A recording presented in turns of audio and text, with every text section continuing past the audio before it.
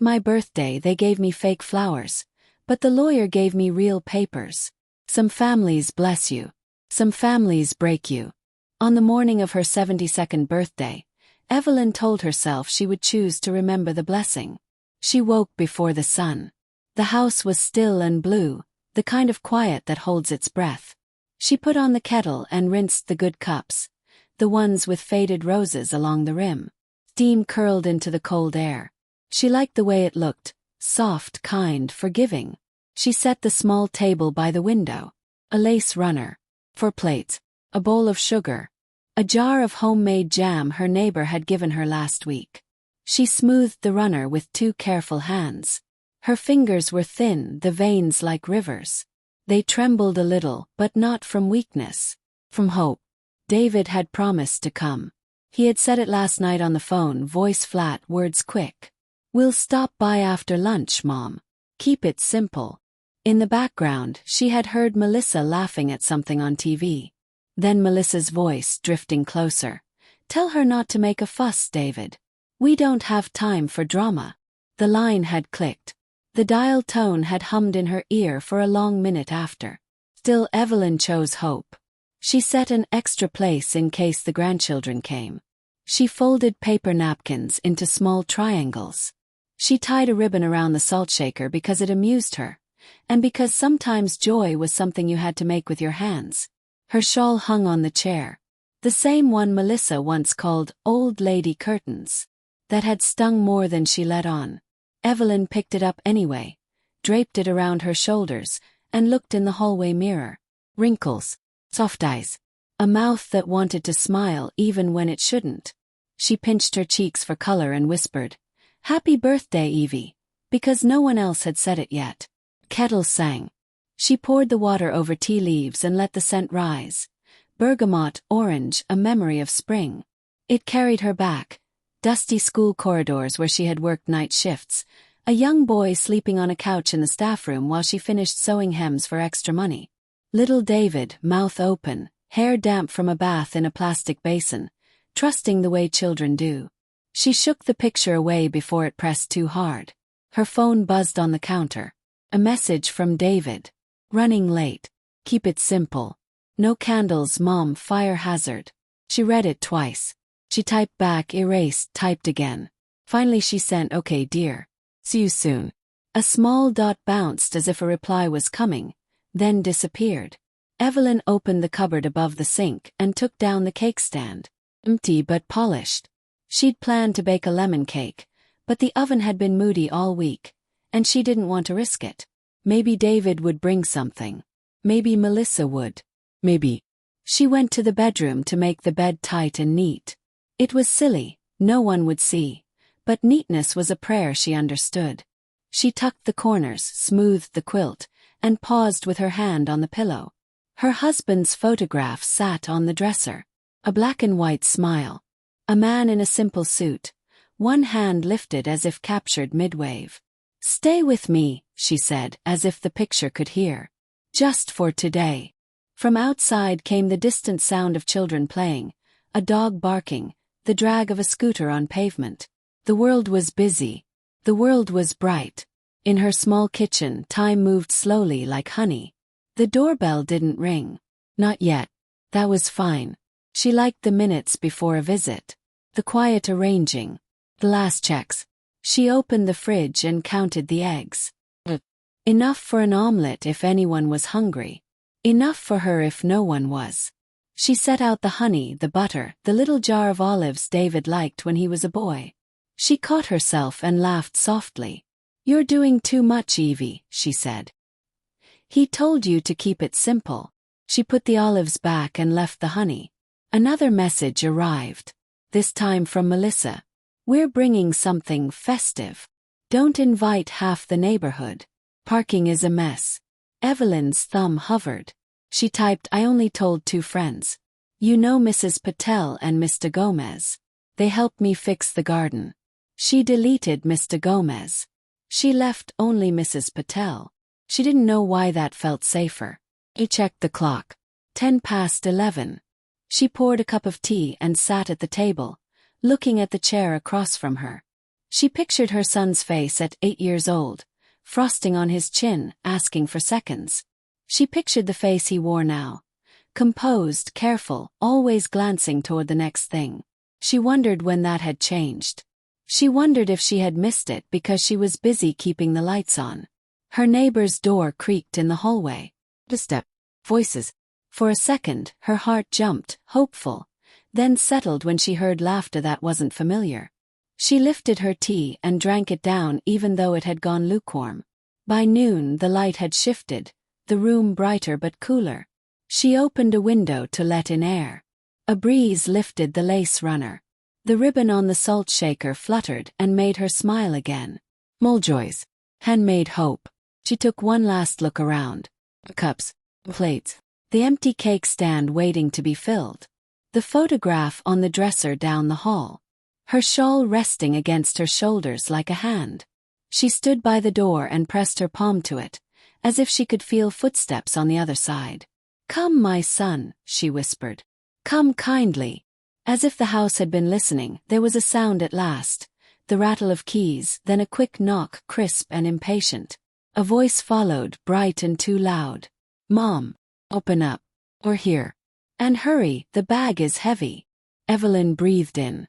She smoothed the runner one more time, straightened a cup that didn't need straightening, and turned the latch with steady fingers. "Happy birthday," she told herself again, just under her breath, and opened the door. The hallway filled with voices before Evelyn even saw them. Melissa's sharp tone floated in first. "Careful with the bag, David. Don't wrinkle the wrapping." Then her son stepped inside, carrying a plastic gift bag with a flashy logo. His shirt was neatly pressed, his shoes shining, his expression already tired. He bent slightly and kissed his mother's cheek. Quick, perfunctory, the way one greets a distant acquaintance rather than the woman who raised them. "Happy birthday, Mom," he said, his eyes sliding past her to the dining table. "You didn't overdo it, did you?" Evelyn smiled gently. "Just a few things. Some tea. Little jam. It's simple." Melissa swept in behind him, heels clicking, perfume filling the narrow corridor. She carried nothing but her phone, already scrolling with her thumb. Her eyes darted around the living room, unimpressed. "You still have that old lace runner," she muttered, more to herself than to anyone else. "Looks like something from a flea market." Evelyn pretended not to hear. She opened her arms toward the grandchildren, two restless little ones tugging at Melissa's skirt. "Come give Grandma a hug." The older child stepped forward shyly, gave her a brief squeeze, then retreated. The younger hid behind Melissa's leg. Evelyn's smile dimmed, but she didn't press them. Children learn what they see, she thought, not what they're told. A knock came at the door.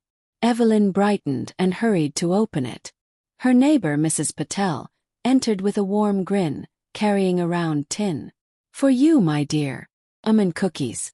Just like last year." Evelyn clasped her hands together. "You remembered. Thank you." She guided her friend inside, relieved to have someone who understood kindness. Not long after, Mr. Gomez followed, holding a small bouquet of marigolds wrapped in newspaper. His shirt was frayed at the collar, but his smile was genuine. "These are from my garden, Evelyn. They always bloom brighter in September. Just like you." Melissa raised her brows at David, whispering loudly enough for everyone to hear. "Cheap flowers wrapped in old newsprint.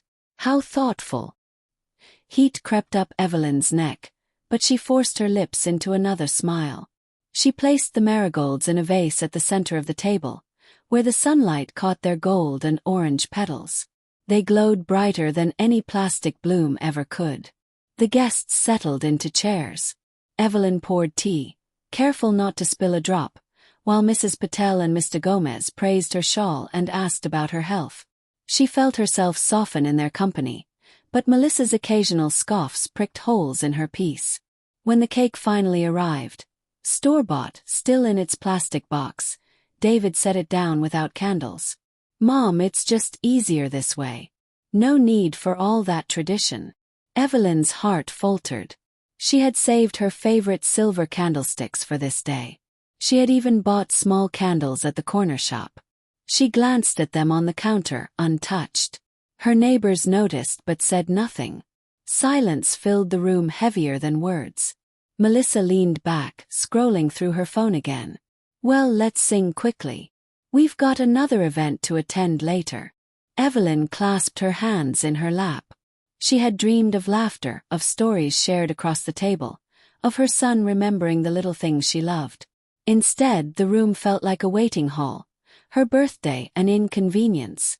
Still, when the knife sliced through the store cake and a thin sliver was placed on her plate, she whispered, "Thank you." Because mothers learn to be grateful even for crumbs. And yet, as she looked around the table, the tin of cookies, the marigolds in sunlight, the shawl warm on her shoulders, she felt a strange calm rise in her chest. The small, genuine gifts outshone everything else. But the day was only beginning. And the cruelest gift was still to come. The air inside the small living room felt tight, as if even the walls sensed the unease. The cake sat half-eaten on the stand, its sweetness unable to cut through the bitterness building around the table. Evelyn tried to focus on the marigolds glowing in the sunlight, but Melissa's voice soon drew all attention back to itself. "Well," Melissa said suddenly, setting her fork down with a loud clink, "aren't you curious about what we brought, Evelyn?" Her tone was playful on the surface, but sharp beneath, like a knife wrapped in silk. David reached for the flashy plastic bag they had carried in earlier. He pulled out a bouquet wrapped in crinkled cellophane. The flowers inside gleamed too bright, their colors too uniform. Roses, tulips, daisies. All fake, their plastic stems stiff, their petals frozen in an imitation of life. Melissa held them up like a prize. "See. Everlasting flowers. Just like you'll need, since real ones don't last very long at your age." The room went still.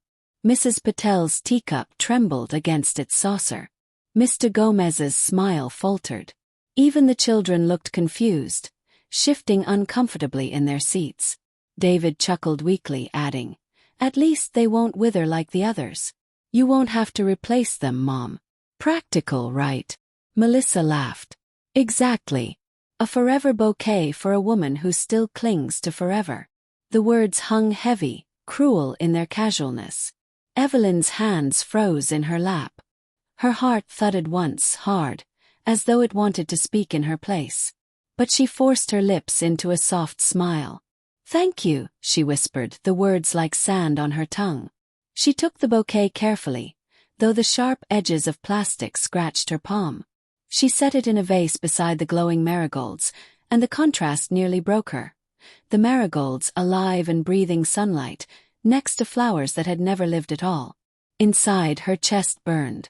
She thought of all the mornings she had risen early to braid David's hair before school, of nights she had skipped meals so he would not go hungry. She thought of the time she pawned her wedding ring just to pay his tuition fees. All of it, now repaid with laughter and plastic. Mrs. Patel cleared her throat gently, trying to soften the moment. "They are colorful, Evelyn. Perhaps they will brighten the room." But Melissa smirked, sensing her victory, and leaned closer to David. "She should be grateful. Do you know how much these cost? More than anything her little neighbors brought." The insult landed like a stone in the quiet. Evelyn's fingers brushed the marigolds. She wanted to lift them, to remind everyone that beauty doesn't need price tags, but her voice caught in her throat. Instead, she lowered her eyes, hiding the tears that threatened to spill. "I carried you for 9 months," she thought. "And you give me this?" But out loud she said only, "The flowers are lovely." "Truly." The neighbors exchanged uneasy glances. David looked at his watch. Melissa scrolled her phone again, humming as if nothing had happened. Evelyn lifted her teacup with steady hands and sipped, though she could no longer taste a thing. The day she had been waiting for was slipping into something darker, and deep in her chest, a quiet voice whispered, "This is not the end. Something is coming." And she was right. The cruel gift was only the beginning. The fake bouquet stood tall in its vase, stiff and lifeless. Evelyn's eyes lingered on it, but her mind drifted elsewhere. backward to years when every flower in her life had been real. She remembered the nights after her husband's sudden death. David had been just 12, a boy still afraid of the dark, clinging to her hand in the silence of their small house. She had stood at the kitchen table, bent over piles of sewing, candlelight flickering against her tired eyes. Every stitch was a promise. He will not go hungry, he will not go without. There had been mornings she sent him to school with polished shoes, though she had skipped breakfast to afford the polish. Nights when she gave him her portion of rice, claiming she was not hungry. He had eaten with a smile, never knowing her stomach burned with emptiness. Evelyn saw again the winter when David needed a new coat. His old one barely closed, the sleeves riding up his wrists. She had pawned her wedding ring, her last piece of her husband, to buy that coat. The shopkeeper had pressed the money into her hand, pity in his eyes. Evelyn had left with her head high, whispering to herself, "It is only gold. My boy is worth more than gold." The memory of that coat was sharp, brown wool, buttons that gleamed like promise. David had worn it proudly to school, never asking what it cost her. He had simply said, "Thanks, Mom," and run out the door. She had smiled then, though her heart ached where the ring used to rest. She remembered his college years, too, the tuition letters, the fear of not being able to pay. She had taken double shifts at the laundry, her hands raw from soap and steam. Neighbors had told her she was working herself into the grave. She had only answered, "A mother's grave is built with her child's future." And she had done it. She had walked into the bursar's office every term with enough money, never late. She had watched David step into lecture halls, his head held high, while she waited outside with blistered feet and swollen fingers, smiling through her exhaustion. The memory tightened in her chest. All those years, all those sacrifices, all those prayers whispered into sleepless nights. And now, on her 72nd birthday, her son brought her plastic flowers and laughter at her expense. Her throat closed. She pressed a hand against the table now, feeling it would steady her. Around her, voices blurred. Melissa chuckling at something on her phone, David murmuring about an upcoming meeting, the children fussing for sweets. But in her heart, the flashbacks beat like drums. "I gave you everything. I gave you myself." The marigolds caught her eye again. Real, tender, fragile, just like love. She traced their petals with her gaze and whispered silently, "Even if my son forgets, the truth of a mother's love will not wither." Her eyes lifted then, and she caught Mrs. Patel watching her kindly, as if she too could see the memories passing across Evelyn's face. Evelyn offered a faint smile, but inside, something new was stirring, not just sorrow but a flicker of resolve. The sacrifices of the past were not worthless. And soon the world, David, Melissa, everyone, would see just how deeply those sacrifices had been rooted. For now she sat quietly, her heart full of history, her hands trembling with both grief and strength. The day was far from over. The afternoon sun shifted across the lace curtains, throwing thin bars of light across the table. The marigolds glowed softly, but beside them the plastic bouquet sat rigid and cold, a cruel reminder. Melissa tapped her nails against her phone and sighed dramatically. "You know, Evelyn," she said, her tone casual but cutting, "you should really think about simplifying your life. At your age, keeping a whole house like this. Too much. Maybe a smaller place or even a nice nursing home. People your age do well there." Evelyn's teacup paused halfway to her lips. A ripple of silence crossed the room. David glanced at his wife, then at his mother. Instead of softening the remark, he added, "She's right, Mom. This house is too big for you. You'd be more comfortable if you let go of things. We could even help you arrange it." The words landed heavy, like stones in Evelyn's chest. She set the cup down slowly, her hand trembling just slightly. "This is my home," she said softly. "Your father built it with his own hands." Melissa smirked. "Exactly. Ancient. Dated.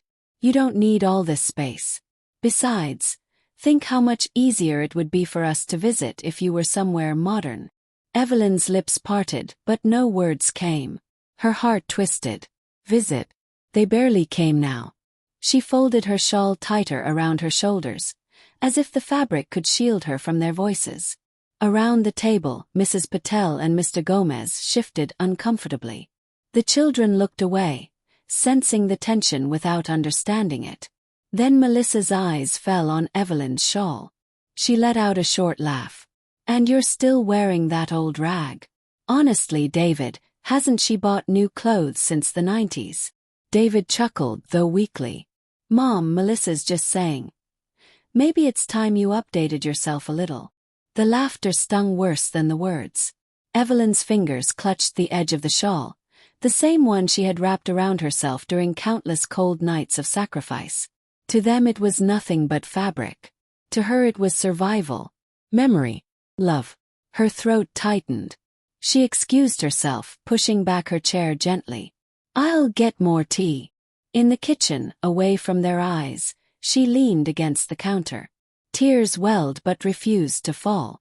She pressed a hand to her chest, whispering into the stillness. "How did it come to this? My son, my only son." She looked around her small kitchen. The worn pots, the neatly stacked plates, the window with its lace curtain, and felt the weight of years pressing down. Every corner of this home carried her life's work. And now, her own flesh and blood wanted her to leave it behind like it meant nothing. A single tear slipped down her cheek. She brushed it away quickly, unwilling to let them see her broken. She poured fresh tea, steadying her hands. By the time she returned to the table, her face was calm again, though her heart still burned. She placed the pot gently down, smiling as though nothing had been said. But inside, a storm was gathering. The teapot steamed gently on the table, the air heavy with unspoken words. Evelyn refilled cups, her movements precise, careful, as if control of her hands could steady the ache in her chest. Melissa barely noticed. She was already scrolling through her phone again, smirking at some unseen message. David muttered about meetings, deadlines, and the burden of juggling everything. Evelyn nodded politely at his words, but her thoughts floated elsewhere, toward the sound of her husband's laughter that once filled these walls, toward the boy who used to run to her with drawings clutched in his hands. That boy was gone. Sitting here was a man she hardly recognized. Just then, a firm knock rattled the door. The room stilled. Melissa frowned. "Were you expecting anyone else?" Evelyn shook her head.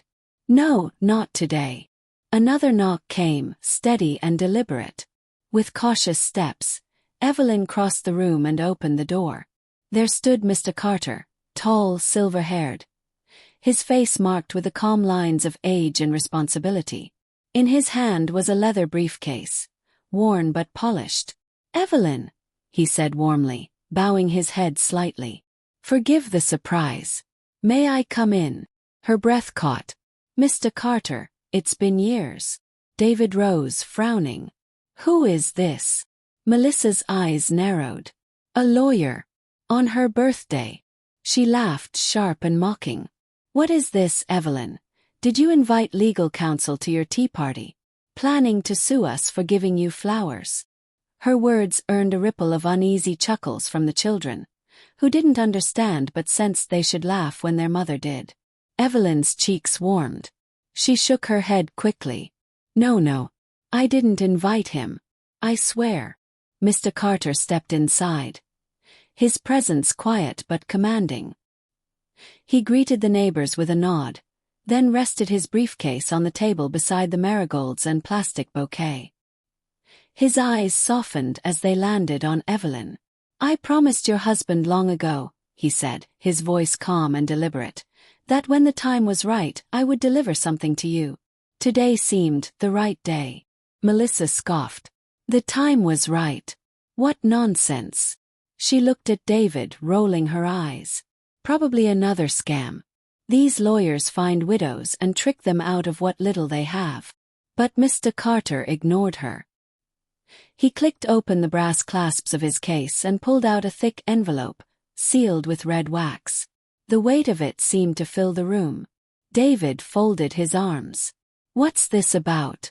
My mother doesn't need any more stress. If this is about debt.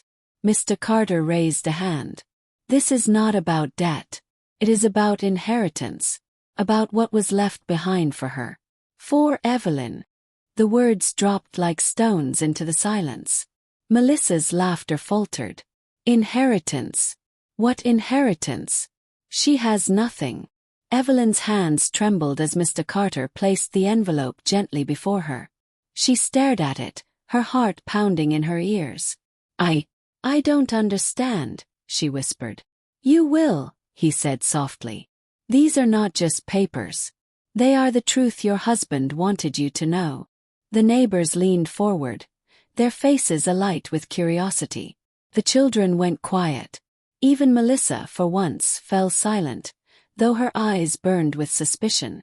Evelyn touched the envelope lightly, her fingers grazing the wax seal. Something inside her stirred, a mix of fear and hope she hadn't felt in years.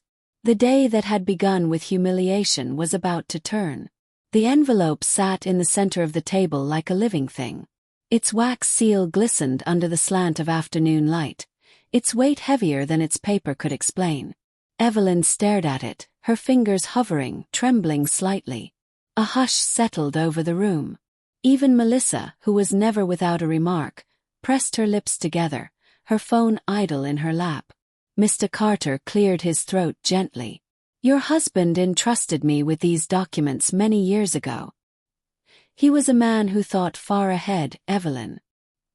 He wanted to ensure that on a day when you might need it most, his voice would still reach you. Evelyn blinked hard, her throat tight. I never knew. He left so suddenly. He never spoke of. Carter nodded. Some things are better prepared in silence. But today silence ends. He slid the envelope closer to her. You may open it. Her hands trembled as she broke the seal. The sound, a soft crack of wax giving way, seemed to echo louder than any voice.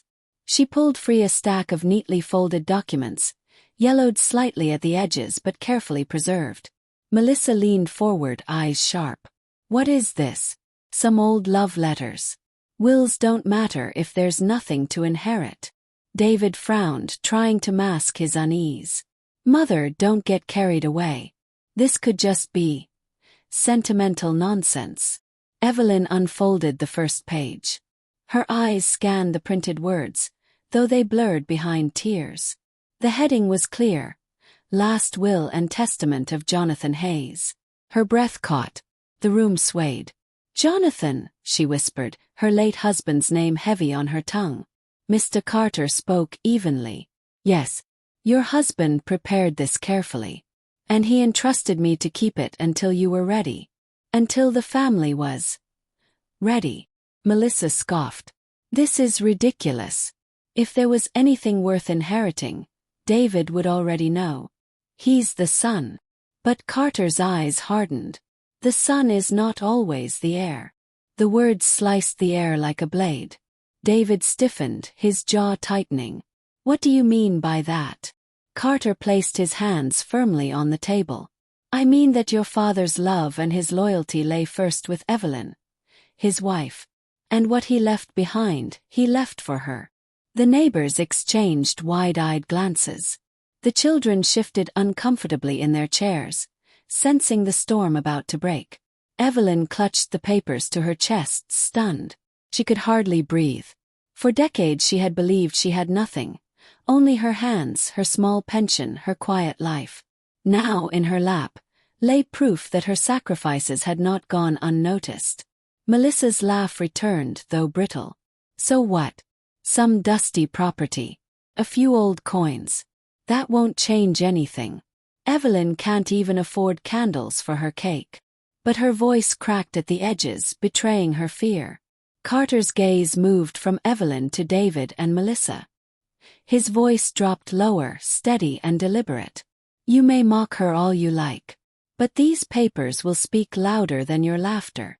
The room was silent again. Evelyn sat frozen, the documents trembling in her hands. For the first time in years she felt the faint stirrings of strength. Not borrowed, not begged for, but given to her by the man who had loved her most. And soon, the truth of what she held would shake the entire table. The pages trembled in Evelyn's hands, her eyes catching on phrases she never expected to see. Land title, trust, sole beneficiary. Her lips moved silently, as if she needed to taste each word to believe it. Mr. Carter leaned forward, his voice calm but firm. Jonathan left you not only this home, Evelyn, but the land it sits on. 5 acres registered in your name. And more than that. He established a trust fund, drawing interest all these years. Enough to ensure you will never want for anything again. The words fell heavy, undeniable. Melissa's face drained of color. A trust fund, she stammered. You're saying she's been sitting on money this whole time? No, Carter corrected evenly. She wasn't told. Jonathan instructed that it remained sealed until now. Today. Her 72nd birthday. David's hands tightened into fists against the table. Why wouldn't he tell me? I'm his son. Shouldn't I have known? Shouldn't I have? Shouldn't you have? Carter's eyes narrowed. Perhaps your father saw further than you think. Perhaps he knew the day would come when Evelyn would need to stand on her own, without depending on the gratitude of others. The room went utterly still. Evelyn's chest rose and fell, her breath unsteady. She glanced at the neighbors. Mrs. Patel's hand covered her mouth in astonishment, while Mr. Gomez whispered a quiet, "Bless him." She lowered her gaze back to the documents. Numbers, signatures, seals of authority. Her husband's handwriting scrawled on the final page. To my Evelyn, who carried our family when I could not. This is yours forever. Her vision blurred with tears. She pressed the papers to her heart, whispering his name. Jonathan. Melissa snapped out of her shock, her voice rising shrill. This is absurd. Must be fake. Old lawyers and dusty papers. Anyone can make things up. She turned on David. Say something. Don't just sit there. David's voice shook with a mixture of anger and disbelief. Mother, if this is real, if all this is real, then everything belongs to you? Evelyn lifted her head slowly. For the first time in years, her back straightened, her shoulders no longer bent beneath the weight of shame. Her eyes, still wet with tears, carried a new steadiness. Yes, she said softly. It belongs to me. Melissa scoffed, though her laugh cracked like glass. You. What would you even do with it? Waste it on knitting clubs. Donate it to stray cats. Evelyn's hand brushed the marigolds, their bright petals glowing beside the lifeless plastic bouquet. She answered with quiet strength. I will use it to live with dignity, and perhaps to remind others what dignity looks like. Her words cut deeper than any shout. Mr. Carter closed his briefcase with finality. These documents are legally binding. There is no contest. Today, Evelyn Hayes stands as the rightful owner of land, property, and trust. Nothing changes that. The neighbors broke into small murmurs of awe. Even the children sat wide-eyed, sensing a shift in the air they could not name. Melissa sank back into her chair, pale and seething. David rubbed his temples, as though trying to force away a truth he didn't want to face.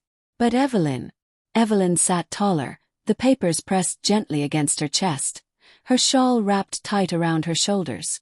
For the first time all day she smiled, not forced, not brittle, but real. Her humiliation had been answered with honor. Her plastic flowers replaced with something that could not wither. The real gift had finally arrived. For a long moment no one spoke. The only sound was the faint ticking of the clock on the wall, each second loud enough to feel like a heartbeat. Evelyn sat quietly, the legal papers safe in her lap, her fingers resting on them as though they were made of glass.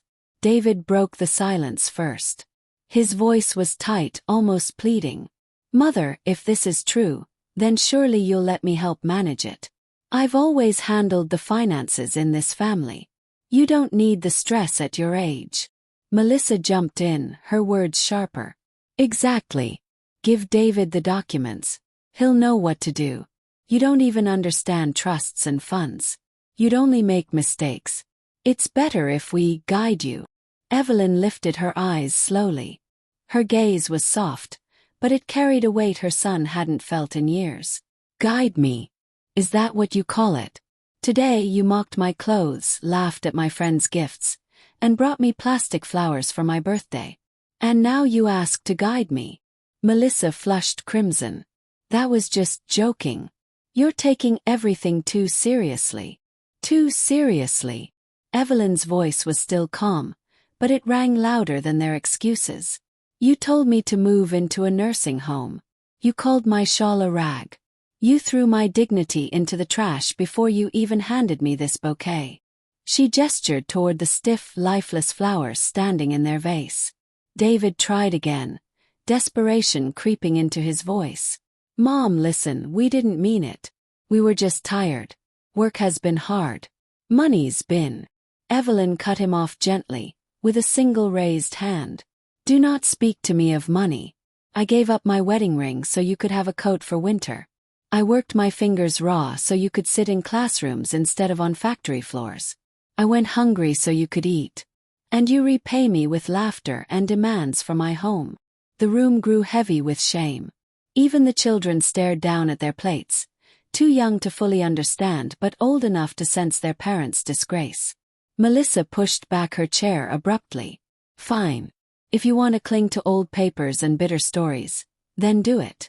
But don't expect us to keep visiting. Evelyn's smile was faint, but it glimmered like steel. You've already stopped visiting, Melissa. You stopped the day you decided my worth was measured by the price of my shawl. Melissa froze, her mouth opening and closing without words. Evelyn turned her gaze to David. And you, my son. You said I should let go of this house. Today I will do just that. Let go of you. From this moment you are no longer my burden. I release you to the life you've chosen, without my roof, without my support, without my name. The words fell like thunder. David's face crumpled in disbelief. Mother, you can't mean that. But Evelyn only looked at him with quiet finality. A son who forgets his mother has already left her. I am only giving voice to what you've done in silence for years. Mrs. Patel, who had been silent until now, dabbed her eyes with a napkin. Mr. Gomez muttered, "Good for her." The neighbor's presence turned the moment into a public judgment, one David and Melissa could not escape. Shame burned their faces. Melissa grabbed her bag, muttering under her breath, while David stood frozen, torn between anger and regret. But Evelyn did not waver. She placed the plastic bouquet back in their hands. Take these with you, she said softly. They belong to you.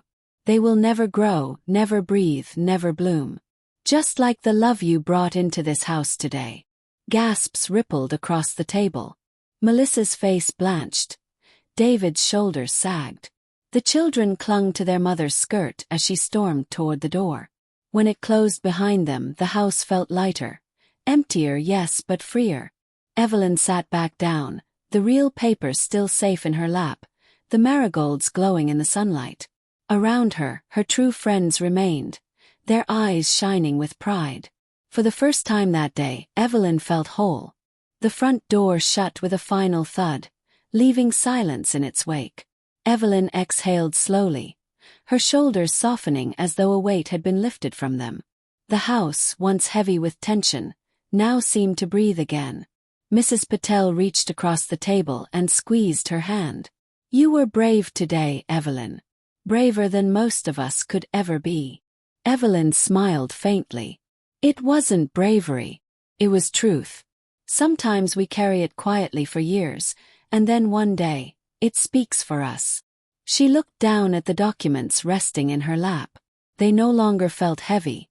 Instead, they felt like wings, lifting her from the shadows of humiliation into the light of dignity. The neighbors stayed for tea, their laughter gentle, their words kind. They admired the marigolds, telling stories of gardens and childhood. Evelyn listened, warmth seeping back into her heart.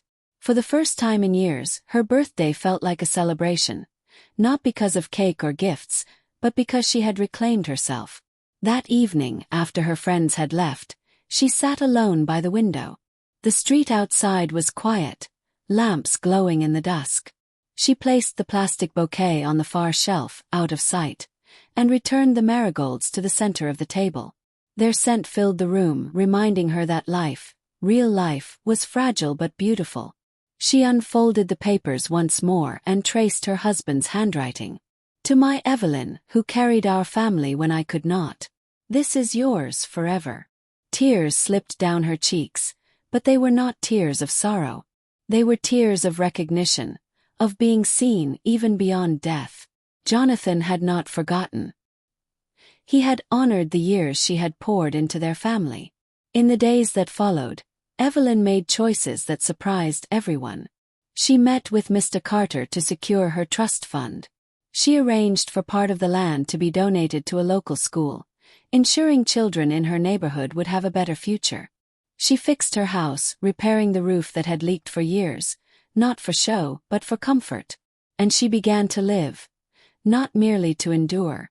When the community gathered weeks later to thank her for her generosity, Evelyn stood before them, shawl wrapped proudly around her shoulders. "I was given plastic flowers on my birthday," she said softly, her voice carrying across the room. "But life gave me something real, papers that proved love and sacrifice are never wasted. To anyone who feels overlooked, remember, your worth does not vanish because others fail to see it. The truth has a way of finding its way home." Applause rose around her. Neighbors clapped, children cheered, and for the first time in decades, Evelyn felt celebrated not for what she had given away, but for who she was. That night, as she prepared for bed, she placed the marigolds in a fresh vase beside the legal papers on her dresser. She set the plastic bouquet on the floor, where dust could claim it. She whispered into the quiet room, "Thank you, Jonathan. I am free now." The wind outside stirred the curtains. Somewhere in that soft rustle, she thought she heard his voice. "Always, Evelyn." And she slept peacefully, not as a woman mocked and discarded, but as one finally crowned with honor. Life may hand you fake flowers, insults, betrayals, mockery. But the truth blooms in colors no one can dim. Never underestimate a mother's sacrifice. Never mistake silence for weakness. Because one day, dignity will speak louder than cruelty. And when it does, the whole world will listen. If this story touched your heart, don't forget to like, comment, and subscribe.